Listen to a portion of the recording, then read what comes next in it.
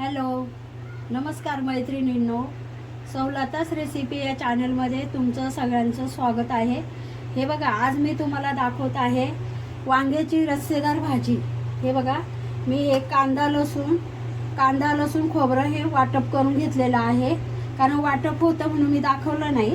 आणि हे बघा, हे शेंगदाण्याचा कूट आहे, हा कांदा लसूण 2 चमचे मसाला आहे, हळद, हा कांदा लसूण मी घरी बनवलेला मसाला आहे, कांदा लसूण मसाला, हे मीठ, ही धना पावडर आणि हा मसाला. आता हे पूर्ण सर्व मिक्स करून हे बघा, मी कांदे 10 मिनिटं आधी वांगी चिरून त्याच्यामध्ये मीठ टाकून अशी पाण्यामध्ये ठेवलेली आहे. आणि आता ते मी धुवून घेत आहे. एकदम असे मस्त हिरवेगार वांगी आहेत. हे बघा, हे बघा, हे सर्व मसाले मी आता मिक्स करून घेत आहे. हे कांदा खोबरं हे भाजून वाटून घेतलेलं आहे. हे बघा, आता हे पूर्ण सर्व मिक्स करून घ्यायचं आहे आपल्याला. त्याच्यात मिक्स करताना पाणी न टाकता अर्धा चमचा तेल टाकायचं आहे. वांग्याला जरा वेगळी चव येते आणि एकदम सोपी रोजची खाण्यातली रेसिपी आहे. वांग्याची रस्सेदार भाजी.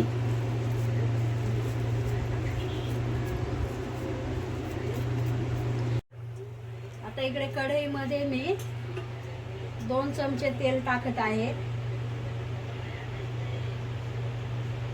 तेल गरम होते तोपर्यंत हे बघा, मी हे मसाला वांग्यात भरून घेत आहे.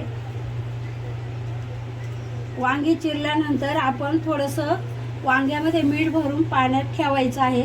एकदम जास्त चवीला लागतात वांगी.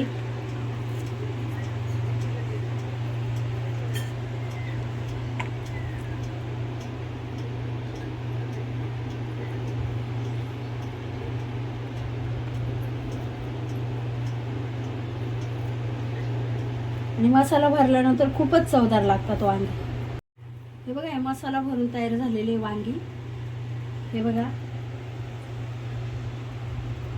आणि इकडे तेलही गरम झालेलं आहे.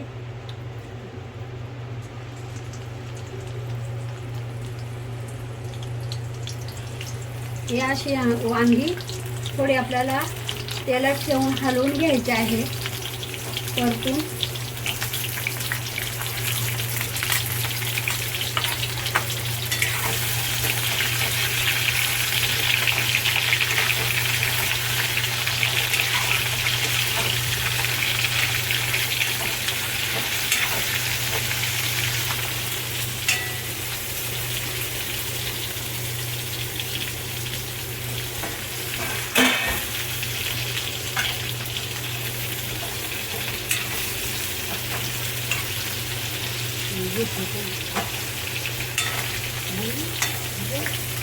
हे बघा, आता हा वांगे परतल्यानंतर अजून थोडी परतून द्यायची आपल्याला 2 मिनिटं. हे बघा, हे अशी परतून द्यायची आहेत आपल्याला. चांगली परतल्याच्या नंतर आपल्याला हा मसाला पण टाकायचा आहे. त्याच्यात मसाला टाकल्याच्या नंतर परत आपल्याला चांगले हलवून मिक्स करून घ्यायचे.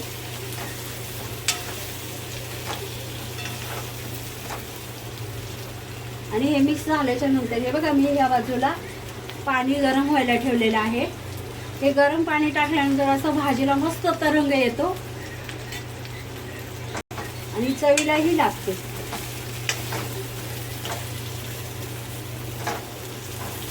हे बघा, हे गरम झालेलं आहे पाणी.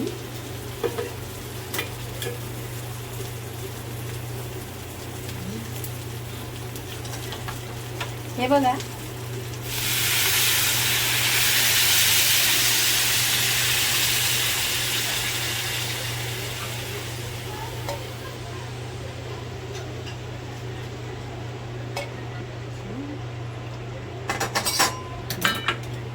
हे बघा, मसाला टाकल्याच्या नंतर आता आपल्याला गरम पाणी टाकल्याच्या नंतर आता याला उकळी येऊन देऊन वांगे शिजू द्यायचे आहेत. हे बघा आता ह्याला उकळे आल्याच्या नंतर हे वांगे शिजतील.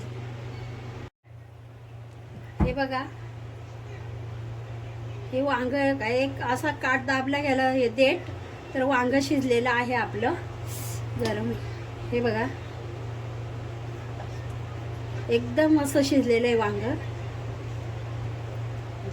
ही वांग्याची रेसिपी आवडल्यास सबस्क्राईब करा, लाईक करा. हे बघा कशी छान भाजी झालेली आहे आणि ही भाजी बाजरीच्या भाकरी बरोबर खायला एकदम मस्त लागते.